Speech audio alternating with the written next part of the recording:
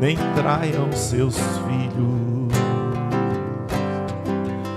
Que o ciúme não mate a certeza do amor entre os dois. Que no seu firmamento a estrela que tem maior brilho seja um firme a esperança de um céu aqui mesmo e depois. Que a família comece e termine sabendo onde vai. E que o homem carregue nos ombros a graça de um pai.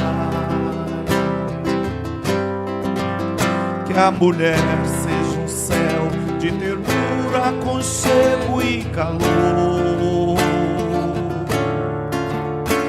E que os filhos conheçam a força que brota do amor. Abençoa, Senhor, as famílias, amém. Abençoa, Senhor, a minha também. Abençoa, Senhor, as famílias, amém. Abençoa, Senhor, a minha também.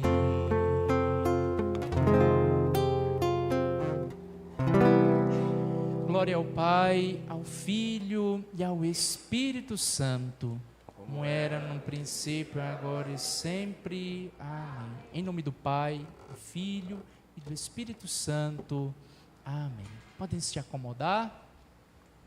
Grande alegria estar esta noite partilhando com vocês esta temática que foi difundida, que vocês já estão aí memorizando, fortalecendo o diálogo conjugal.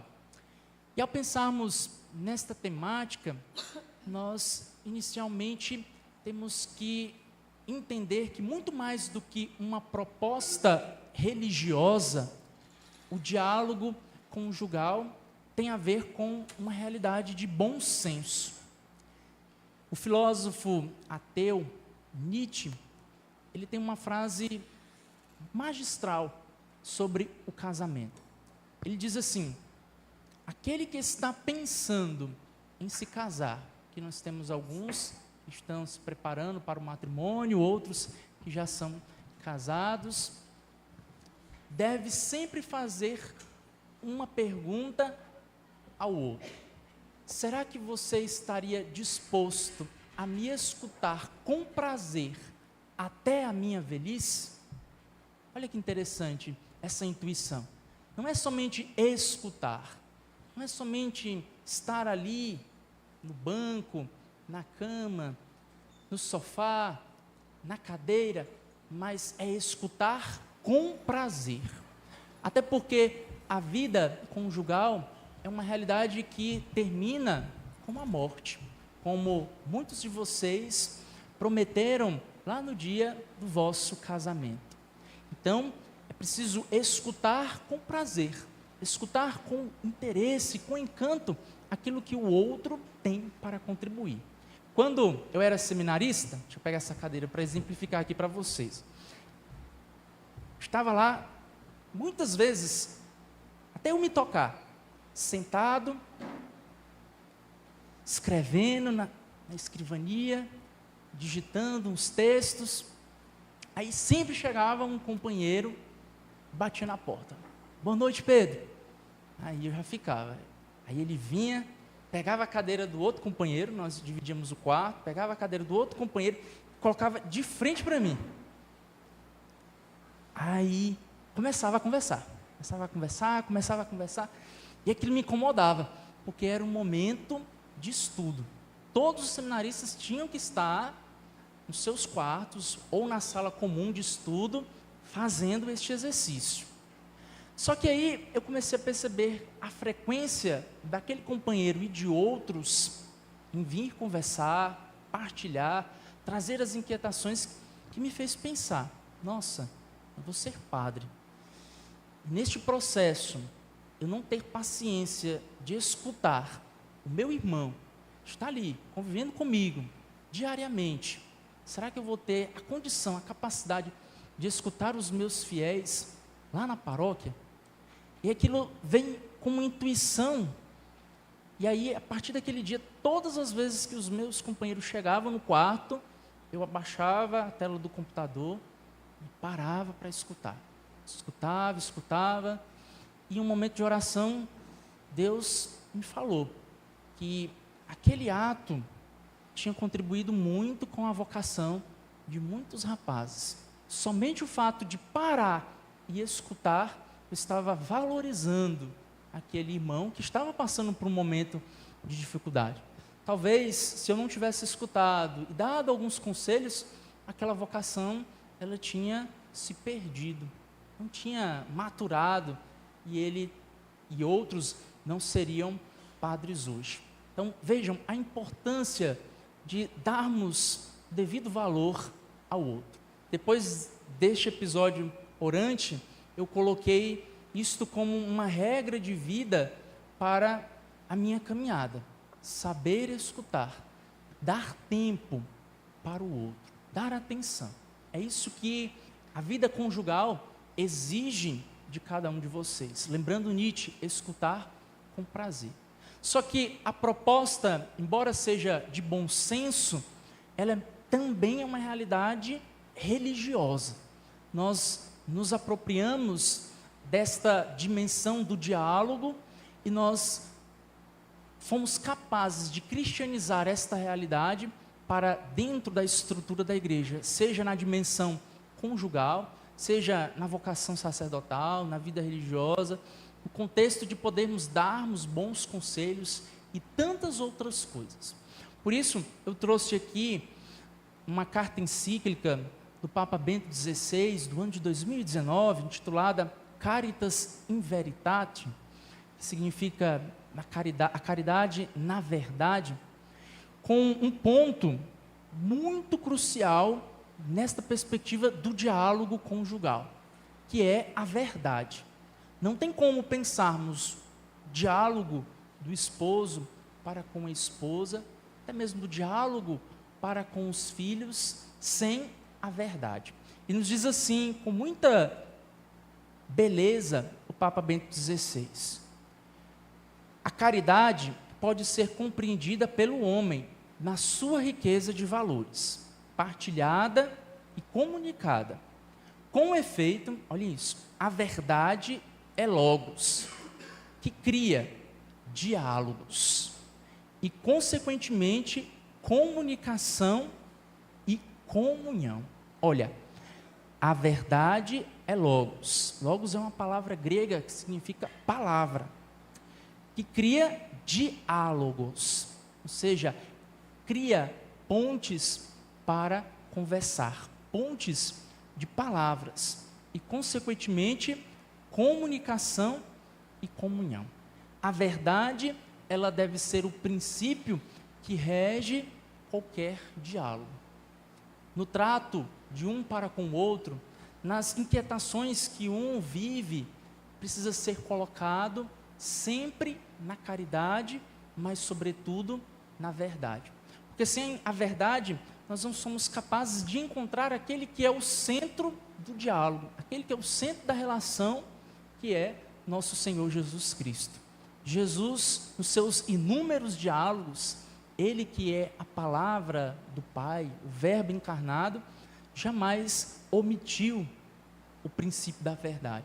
Sempre foi sincero, claro nas suas palavras, para que manifestasse a glória do Pai em sua vida. De modo que nós podemos também intuir a partir disso que o Papa nos coloca, que o casamento, ele é comunicação. Ele precisa deste vínculo do diálogo para crescer sempre mais na comunhão e na verdade que é nosso Senhor Jesus Cristo. Podemos pensar a partir disso, o casamento como uma comunicação na particularidade de cada um dos casais, ou até mesmo do homem e da mulher, para ser bem concreto. O homem tem uma personalidade, tem um estilo, tem um temperamento. A mulher também tem uma particularidade, um estilo, um temperamento, que muitas vezes é diferente da do seu esposo, e assim vice-versa. Enquanto a mulher, ela quer expressar mais os seus sentimentos, a sua interioridade, o homem, ele quer expressar mais a sua exterioridade. Pensa muito nas equações, como solucionar esse ou aquele problema, e a mulher não. A mulher, ela quer expressar aquilo que ela traz consigo no seu interior. A fé, os bons costumes, a beleza de um dia que não foi somente um dia qualquer, mas um dia em Deus, um dia com experiências bonitas. E aí muitas vezes o diálogo, por causa dessas particularidades, ele se torna um pouco mais difícil. Enquanto a mulher quer expressar aquilo que está aqui dentro, o homem na conversa quer expressar aquilo que está fora. A mulher quer falar da educação dos filhos, e aí o esposo quer falar das contas que precisam ser pagas. A mulher quer falar da experiência bonita que ela fez com Deus. O homem está preocupado como que vai solucionar aquele problema lá na casa dos seus pais, aquele problema com o seu irmão. Isso aqui é de forma geral, talvez seja o esposo com a personalidade um pouco mais interior e a esposa um pouco mais com essa realidade exterior, mas via de regra nós somos capazes de perceber que a mulher, ela tem essa experiência interior mais profunda. Não é à toa que a mulher que leva os filhos a darem o passo na fé, as primeiras orações, na catequese, no discernimento da vocação e de tantas outras coisas. Estou dizendo tudo isso porque muitas vezes pode haver um choque que dificulte o diálogo conjugal. E aí entra um ponto crucial dessa reflexão que eu quero fazer aqui com vocês. Quando o diálogo ele começa a ficar tenso, quando o diálogo ele encontra dificuldades, nós começamos a perceber um relacionamento que começa a esfriar. Um relacionamento que pode até mesmo fracassar. Porque essa estrutura do diálogo, ela é um pilar. Se o casal não conversa, se o casal não se comunica, não partilha as coisas, a vida ela vai ficando muito monótona. Ela vai ficando muito pacata e as coisas elas não vão acontecendo na sua ordem natural. Por isso eu digo aqui, ao esposo e à esposa, que a personalidade que cada um de vocês possui, ela precisa se complementar. Ela precisa ganhar um novo sentido. Não é porque eu não sou tão interior que eu não vou me esforçar para rezar com os meus filhos. Eu não vou me dedicar a ir à missa. A esposa, da mesma forma, não é porque eu sou tão interior que eu não vou me preocupar com aquela ou a outra realidade. Mas entender que este processo do diálogo vai levando ambas as partes a se complementarem. Aqui está a grande beleza da vocação matrimonial. Um aprender com o outro. Um complementar aquilo que falta no outro. Um crescer sempre mais no amor para o outro e também para com Deus. Agora, estudos também revelam que 20% da comunicação existente do casal, ela é verbal. Os outros 80% são comunicações não verbais. Eu vou citar um exemplo aqui para vocês poderem também pensarem aí um pouquinho do relacionamento de vocês, na história vocacional de cada um. Certa vez um relacionamento estava um tanto conflituoso e o esposo estava pensando em deixar a sua esposa.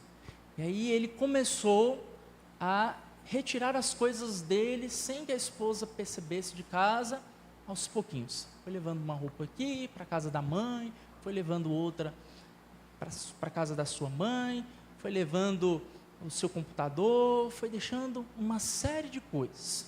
Até que um dia ele chega em casa e encontra a sua esposa olhando para o espelho e sorrindo.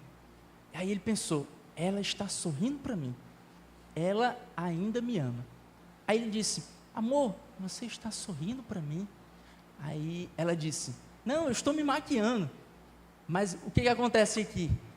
O sorriso fez com que ele percebesse que ela sentia algo por ele. Que aquilo que ele pensava ali no seu interior, na sua consciência, não era fruto daquilo que eles estavam vivenciando. Mas o fato de não se comunicarem, o fato de não partilharem a sua vida, fez com que ele tomasse uma decisão prévia que seria definitiva na sua vida. Então, o sorriso, a presença, a alegria, o encanto e tantos outros sentimentos são eles importantes dentro da vida conjugal. Porque, como eu disse, o relacionamento conjugal, ele supera na sua verbalidade aquilo que não é expresso por palavras, mas que é colocado por meio dos sentimentos, dos gestos concretos, das atitudes, das disposições em querer algo novo ali dentro do relacionamento.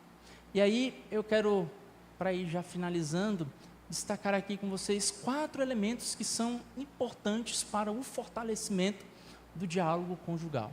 O primeiro é a reciprocidade. A reciprocidade tem a ver também com as promessas feitas um dia lá no matrimônio. Receber, eu te recebo como a minha esposa. Te prometo amar-te, ser fiel na saúde, na alegria, na tristeza, na doença. Receber do outro aquilo que é construtivo. Dar ao outro também aquilo que é construtivo. Se eu amo muito a minha esposa, mas eu sinto que ela, em muitas oportunidades, não expressa a mesma coisa por mim, eu tenho que dialogar. Porque é preciso este gesto de ir lá e vir aqui, de amar um ao outro. O amor aqui é um exemplo, mas se nós pegarmos tantas outras realidades, nós precisamos entender que precisa haver uma reciprocidade. Precisa haver um interesse de fazer as coisas irem acontecendo na lógica de nosso Senhor Jesus Cristo. Porque se nós pensarmos em um matrimônio, nós não estamos falando aqui somente de uma realidade meramente humana, nós estamos falando de uma realidade divina. Eu gosto sempre de pensar que toda vocação, ela se sustenta pela graça de Deus. Ser padre, eu sou sustentado pela graça de Deus. Eu não faria a metade das coisas que eu faço se não fosse pela graça de Deus. Vida matrimonial, a mesma coisa. Aguentar muitas vezes algumas coisas dentro da vida conjugal, uma graça. Educar os filhos, meu Deus, uma grande graça. Conciliar tantas coisas, família, igreja, emprego, faculdade, uma grande graça. Vida religiosa, a mesma coisa, uma grande graça. Se a gente começa a olhar a vida matrimonial como uma grande graça, não há peso, mas há sempre alegria por entender que ali é um projeto de Deus. São João da Cruz, ele diz que aonde não há amor, nós podemos colocar amor e nós ali colheremos o amor. Nós precisamos fazer isso em todos os instantes, colocar o amor, para que ali nós possamos colher este amor que vem de Deus. Então, o primeiro aspecto é esse, a reciprocidade. Depois, conversar sempre, em todos os momentos, né? Tirar tempo na sua caminhada, na sua rotina, para poder conversar, para poder aprofundar, às vezes, temáticas que podem parecer superficiais, mas que não são. É preciso aí lembrarmos que aquilo que o outro tem a nos dizer, como a historinha que eu contei aqui para vocês, a minha experiência com o irmão seminarista, é também uma partilha, um diálogo redentor. É um diálogo que ajuda aquela pessoa a também a superar as suas dificuldades. Terceiro, procurar desacelerar. Nós vivemos em um ambiente, em um tempo muito acelerado. Muitas coisas para podermos fazer, inúmeras atividades. E aí nós vamos deixando que o diálogo, o amor conjugal, ele vá ficando de lado. Tenho trabalho para fazer em casa, tenho que estudar tal coisa, tenho que resolver tal problema da empresa, da família, e eu me esqueço daquele que está junto comigo. Esqueço da minha esposa, do meu esposo, esqueço dos meus filhos, aqueles que têm neto, esqueço dos meus netos, e eu vou me enchendo de tantos afazeres, de tantas realidades, e deixando a preciosidade da companhia do outro, do diálogo com o outro, do amor do outro para trás. Eu gosto sempre de dizer aos seminaristas, até para que eles possam também adotar isto na sua caminhada, depois também como padres, todas as vezes que eu deixo esta paróquia e vou para casa, tudo aquilo que eu vivencio aqui, que seja para que eu tome uma resolução, eu deixo da porta para lá. Entro no seminário e eu entendo que ali é uma nova realidade, uma nova estrutura, novos trabalhos, novos afazeres. A mesma coisa quando eu saio do seminário, tudo aquilo que eu tinha para resolver, todos os problemas que ficaram lá, eu não trago para a paróquia. Saber discernir e entender o espaço que eu estou. Trabalho com os seus trabalhos, com as suas dificuldades, com as suas crises. Dentro de casa, uma outra realidade. O afeto, o comprometimento, a escuta. É claro que tem coisas que é inevitável nós partilharmos. Nós pedimos o conselho do outro, fazemos as coisas acontecerem. Mas trazer tudo de um ambiente para o outro, isso é claro que não vai nos fazer bem. Então a gente precisa entender que os espaços que nós estamos ali precisam tomar as suas resoluções naqueles momentos e não levar problemas para outros ambientes que nós nos encontramos. E por fim, a fortalecer a fé. A importância da oração conjugal. Se nós pensamos em um diálogo conjugal, nós temos que também elevar a potencialidade deste diálogo para a oração conjugal. Agora, não é somente um com o outro, mas é uma só carne com Deus. Diálogo com nosso Senhor Jesus Cristo. Estabelecer momentos de intimidade com Deus, por meio da palavra, por meio da adoração, por meio da correção fraterna, por meio de tantos gestos que a igreja nos dá para podermos nos aproximar de Jesus Cristo, nos aproximar da igreja. Sem dúvida, sem a oração, nós somos facilmente atingidos pelas maldades e as ciladas do maligno. E eu tenho para mim que se tem duas coisas que o mal tem um grande pavor, é da igreja e da família.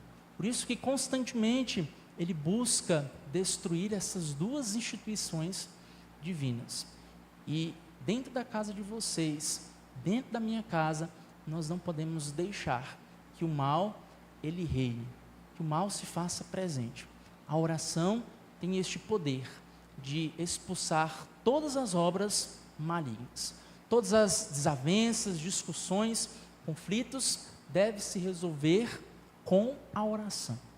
Deve ser presente este instrumento, essa graça de Deus nas nossas vidas, para podermos estar unidos a Deus, estarmos unidos também àquele que Deus colocou ao nosso lado.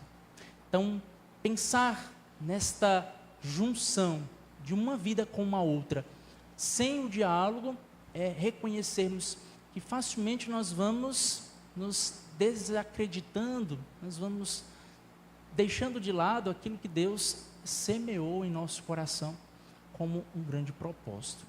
Desejo que estas palavras que eu disse a vocês possam ecoar em vossos corações e ajudá-los também a refletir e amadurecer aquilo que precisa ser amadurecido dentro do diálogo conjugal. Eu digo com quase frequência para os seminaristas que é muito mais difícil ser casado do que ser padre, viu? Não é para poder, não é para poder desencantar os meninos se quiserem casar, não é isso. Mas na vida sacerdotal eu tenho a responsabilidade por uma vida, que é a minha, embora também como pastor pela vida de inúmeros fiéis, mas a vida conjugal tem ali a responsabilidade de 2 pessoas, né? Tem um comprometimento diário com aquele, está ali com aquela pessoa quase que 24 horas. Eu costumo brincar que eu moro com os meus paroquianos, né? Que são seminaristas, embora vocês também sejam a minha paróquia, mas eu moro com os paroquianos, né? Vocês moram a vida toda de vocês, né? Um com o outro. Eu um tempo, né? Estou aqui no seminário por um tempo, daqui a outro tempo eu não estarei mais, então não estarei morando com os meus paroquianos.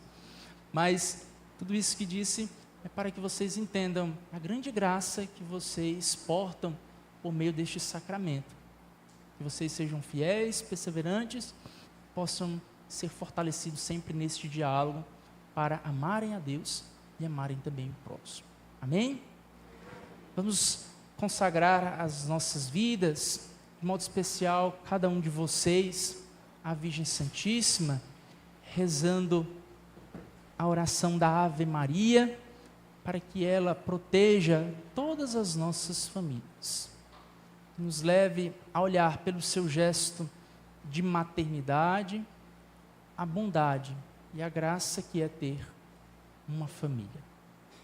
Ave Maria, cheia de graça, o Senhor é convosco. Bendita sois vós entre as mulheres, e bendito é o fruto do vosso ventre, Jesus. Santa Maria, Mãe de Deus, rogai por nós, pecadores, agora e na hora de nossa morte. Amém.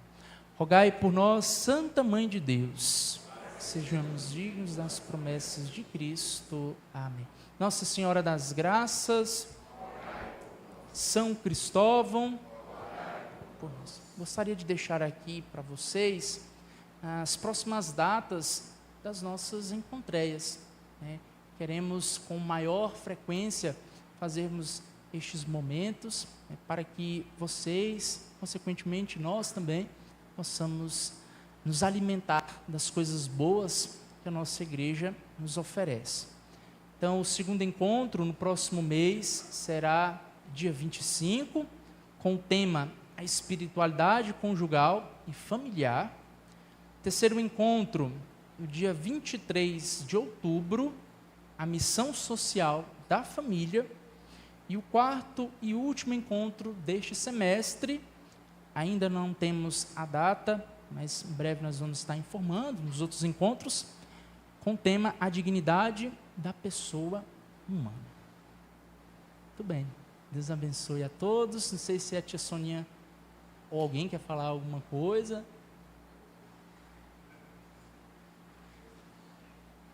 O lanche, muito bem. Então nós vamos fazer um momento fraterno aqui com o nosso lanche, partilhando também a alegria de sermos família de Cristo. Aproveitar e já vou dar a bênção daqui, né? Senhor esteja convosco, por intercessão da Sagrada Família de Nazaré, Jesus, Maria e José, desça sobre cada um de vós, e estes alimentos que vamos tomar, a bênção de Deus Todo-Poderoso, Pai, e Filho e Espírito Santo. Amém.